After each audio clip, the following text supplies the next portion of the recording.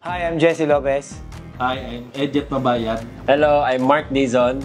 Hi guys, I'm Vince Molabnan. Kami ang Valley Dads! Teammates ko since elementary, high school, tsaka college. Teammates ko rin sa national team. So, sabay kaming nag-aral dito sa Manila and then hanggang sa makuha kami sa national team. Si Mark and Vince, player ko sa NU.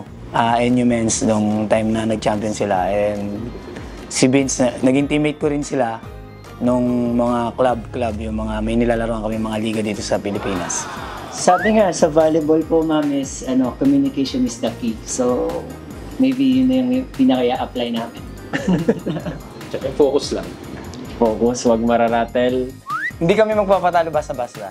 Siyempre, kung ano-ano mangyari, mag-a-adjust kami. Kaya nga, parang sa volleyball lang eh.